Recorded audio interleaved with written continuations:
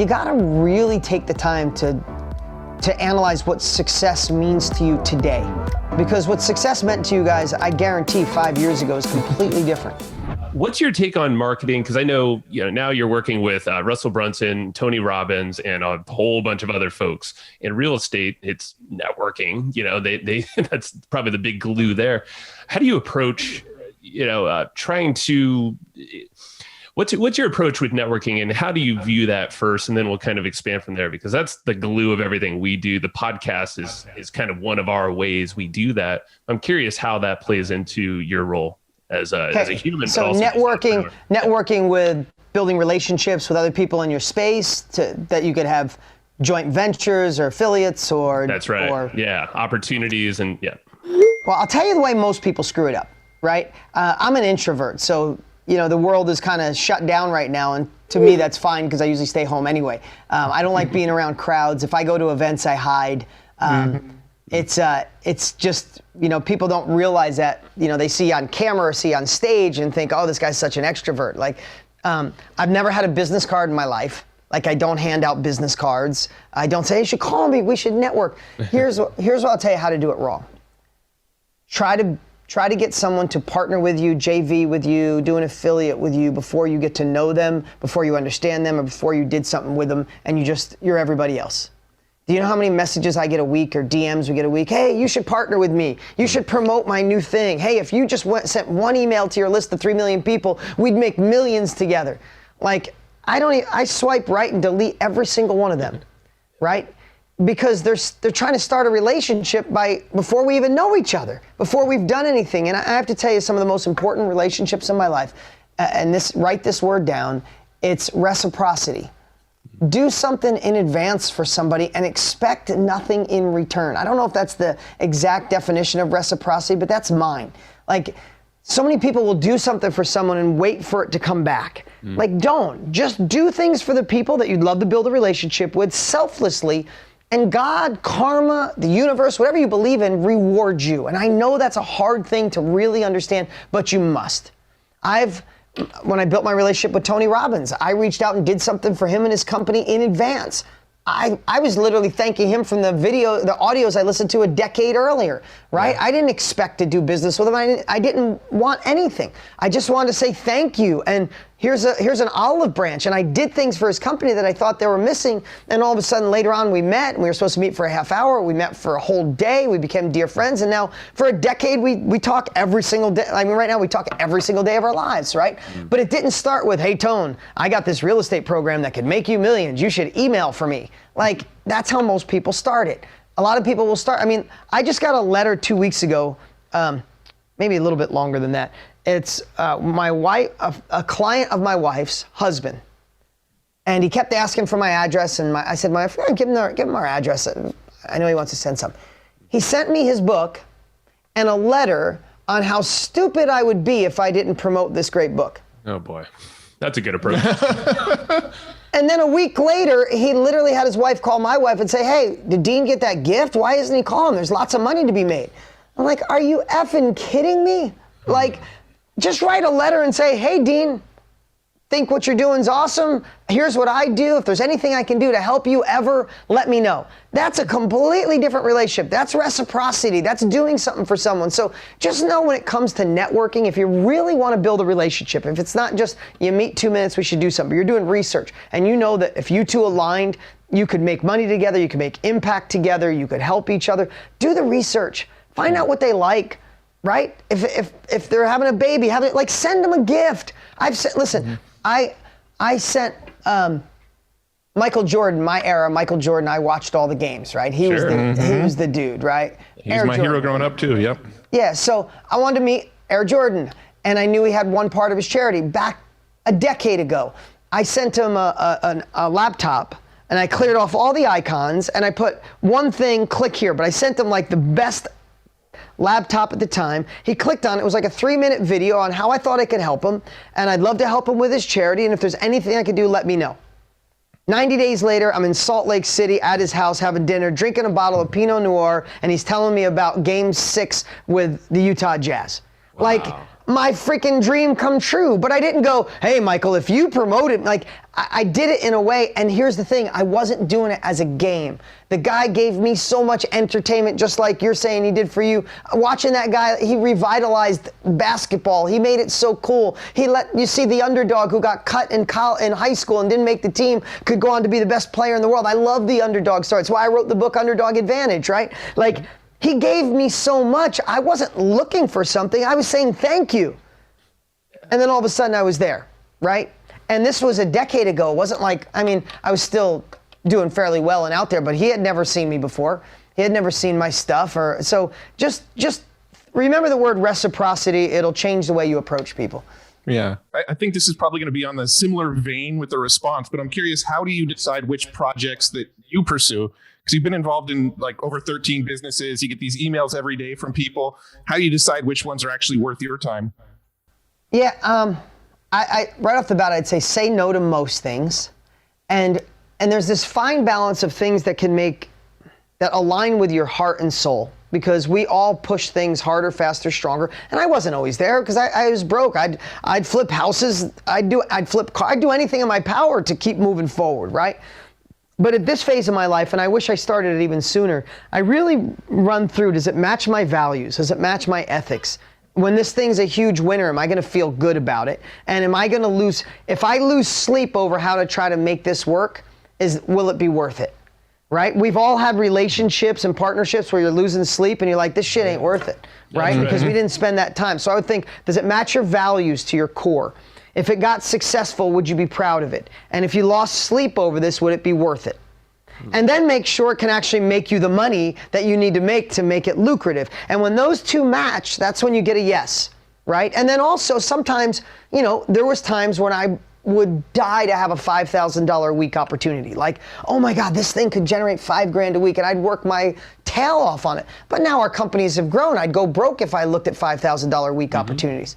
Right? I need 100,000, 200,000, $1 million a week opportunities, right? And that's not like bragging, that's just part of the evolution. But sure. I remember a time where I obsessed, if that was a $5,000 a week opportunity, holy crap, and I'd do everything in my power. But then after I said yes, it could make me $5,000 a week. But does it match my values? If I lose sleep over it, am I going to be happy, right? And would I love this? So that's my little filter.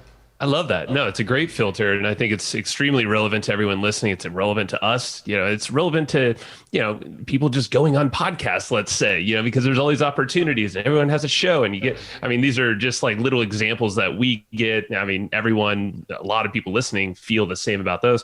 Was there a time where there was like a catalyst in your life where you figured out this filter, or you started to get a lot better at saying no? Like, was there a specific moment or a shift that happened? Yeah, when you get burned enough, when you say yes to opportunities that in the beginning you're like, I shouldn't be doing this, but I think it can make me some money. Like, you do that enough. I've been on this earth a little longer, right? I'm 52 in a couple of weeks. Like, I've just been here a little longer. I've been self-employed since forever. I've never worked for anybody in my entire life. So I just have I've navigated more territory than most, right? Just a younger entrepreneur. So you realize that if those things don't line up, it never works out good. Never once have I compromised my values or my ethics or not. Like, never once has it been like, oh, I'm glad, but like, it never worked out. Because what happens is, if you don't have the passion, you're not going to push through when things go sideways. You're just going to give up and go the other way. So I would say that probably started in my 30s, more concrete in my 40s, and a complete absolute must in my 50s. Got it. Yeah, no, because we're both mid 30s. So it's like, it's kind of, well, you're later 30s now. Sorry, Matt. But yeah, you're right. I mean, I feel like there's these transitions or phases in all of our lives. And I guess it depends on what the needs are, the externals that we feel like we need to support, or the value systems, how much we actually know what we want out of life. And I think that's the bigger piece, is having the filters, creating filters that are aligned with whatever we're trying to get out of life. And the other thing too is you have to, and I would even encourage you guys to both do this, right? As you're growing, as you're doing new things, you got to really take the time to analyze what success means to you today. Because what success meant to you guys, I guarantee 5 years ago, is completely different.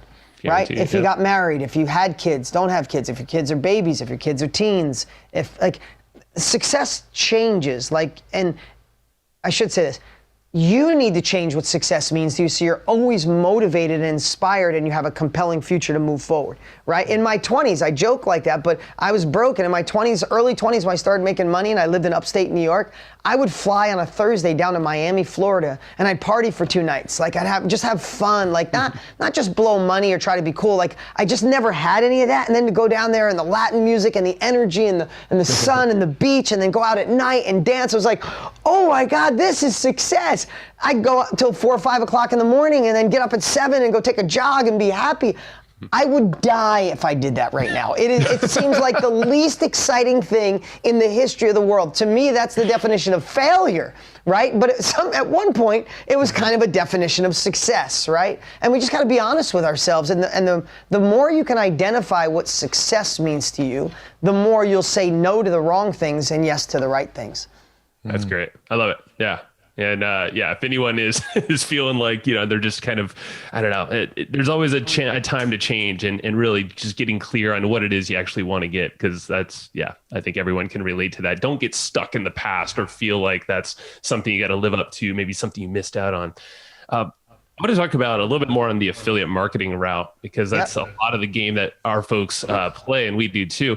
How do you, let's see, I'm assuming the opportunities, like, so do you do a lot of promotions as an affiliate yourself, or do you mainly, I know you have a ton of affiliates for the products and offers that you already have. No, I don't. And affiliate marketing's not really one of our core competencies that we do on a regular basis. Right. I love direct response marketing for me. But we did probably the 2 biggest launches in internet history because we had amazing affiliates. Correct. And because I don't reciprocate, with a few people a year, that's it. But because I don't reciprocate, like most people say, oh, you want to be an affiliate? It's like, well, you're gonna promote me, right? Because I knew we weren't going to be able to do that. It just didn't fit our model. That I wanted to go overboard and over deliver to our affiliates in a huge way. So we knew that our conversions would be amazing, especially like the first year out of the gate. We knew our conversions would be great. We knew we created the greatest product in the world, so we were going to serve their clients at the highest level. We knew we paid out fast and quick. We supplied the greatest training. We just didn't say, oh, this is it. Like, we trained people along the way. Tony and I pulled back the curtain to really help people. So the training they got pre-event taught them how to take it and use it in their own business. Simultaneously, we gave away great prizes. We flew the top 10 to Fiji for a private mastermind with Tony and I. The top 100 came to a celebration party in Las Vegas where we had a blast, an open bar, and comedians and singers. And so for me, I took the revenue that they may have made for reciprocals and said, let's give it back to them and really celebrate them, because I know people work their asses off to build a list and build their own company. And for them to trust their list with us, that's a big deal. And I know it's a big deal, and we didn't take it lightly. So there's a couple ways to go about it. If you're cool with reciprocal, maybe you bring on 4 affiliates and you know you're going to promote them 4 and they're going to promote you. I have friends that do that. They've been doing that for 2 decades, right? Mm-hmm. They have a handful of people they all work with. They all promote each other. They all have, $5, $15 million a year companies. It's amazing. And they help each other. That's a really great model. It's just not mine. I love direct response. And we decided we wanted the world to see our last product. We just reached out to a lot of people in that way. Hey, we're not doing reciprocal, but there's the cool things. And then we sent everybody what we were delivering.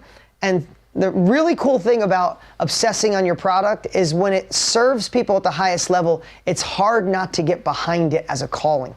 Right. So we created a course called the Knowledge Broker Blueprint. We call it KBB. We sent it to over, 1,000, 2,000, 3,000 affiliates when they said yes.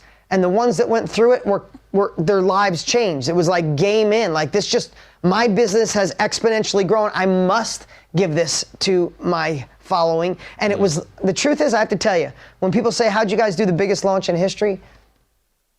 It's because people weren't doing it for the money. I know for a fact we didn't have people doing it for the money. I don't know if you remember when those launches happened, but it was people went through the course and they were bought in. Like, if you're in business, you need what Tony and Dean created. And that's a pretty cool thing. And sometimes that happens. Tony and I have been in business for 60 years, but you don't have to be in business 60 years to want to serve people. And people need to be served right now more than ever before. This is a crazy time in the world. I'm going to share with everybody. Double down on caring. Double down on your products and services. Double down on the love. Double down on service and listening to people, because people are scared and shifting, and those that serve at a higher level are going to be the ones that come out of this mess and thrive. If you think that, and just again, I'm not predicting the future, and I'm not a financial expert, and I'm not a lawyer, so take this for what it's worth. But there's no way you could have 20 million and 10 million people without jobs, and 1 out of 5 businesses failing right now because of COVID. If you think that another government bailout is going to keep this great, it's not. We are in for an awakening in 12, 18 months. I'm guessing. Guys, please, I'm not a financial specialist. I've just been on this earth for a long time. Right. The shit's going to hit the fan eventually. I don't know when that is. And even the decision of this electoral race could help make that go quicker or slower. Yeah. But no, it's going to happen. And those that double down on the love, those that shift their mindset, those that focus on marketing, that build affiliates, that network, they're going to thrive in these uncertain times. And a lot of people aren't going to make it. And that's just a true story. Yeah. Well, so this will probably feel like a giant pivot, but the last rabbit hole I kind of want to go down with you is the concept of monetizing your passions. I know this is something you've talked a lot about in the past. And one of the things that we hear a lot from people who listen to this is that they feel like they don't have anything to say, or they don't feel like what the knowledge they have is important to other people. There's that imposter syndrome element. So I want to talk about that with you, because I know that you've been on and talked about in the past. So let's go down that rabbit hole, and then we can wrap up after that. Yeah, let's do it. I get that, but I want to tell you right now, you're wrong, because sometimes your life experience is what people need. I mean, I guess the best way to counterbalance that question, or come back at that question, is what would it be worth to you? If you're watching this online, post it below. But if not, just think about it. What would it be worth to you if you could go back and spend a day with your 20-year-old self? Right now, you had 5 days to prepare. You had 5 days to prepare. And then you had 1 full day with your 20-year-old self. How valuable would that be? I know the answer. There's 2 answers people give: priceless or millions. If I do this in a chat with 10,000 people, there's 10,000 comments. They're either priceless or millions. There is somebody starting off where you were. You're chapters ahead. There's people that are training people how to get through a divorce more elegantly, how to eat vegan. I mean, this is what Tony and I do. We have people with 4,500 different niches who never thought in a million years people would want to paint with wolves, or cut firewood better, or be better at agriculture, or better at hair extensions, or being a barber. Like, you've done something or been through a mess that other people are starting on. And they either can learn from their own trial and error. They can either make lots of mistakes. They can go back to college for 4 years, and that usually doesn't work. Or they can come to you and you can help them start off where you left off. And that's the difference. Just think, like, there is something you know that someone needs so bad right now, and in some cases you're doing them a disservice by not unpackaging it and sharing it.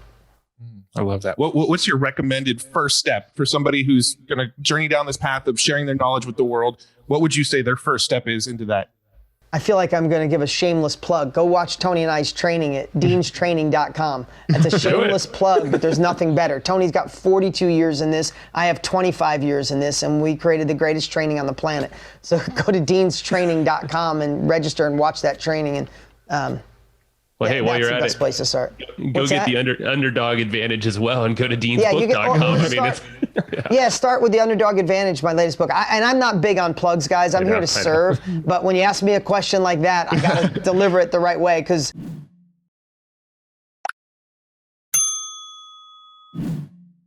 there's some good stuff out there. There absolutely is. And I have some friends that teach it as well, and I think it's amazing. But there's also a lot of crap out there, and people that don't care at the level Tony and I do. So if that's something you're interested in, go check that out, or go to deansbook.com and you can get my Underdog Advantage, and you can also find a way to get to that training as well through the Underdog Advantage. What's up? What's up? Hey, before you go, you need to watch these next few videos. They're absolute game changers. Hurry up and click right over here and watch them, and I'll see you there.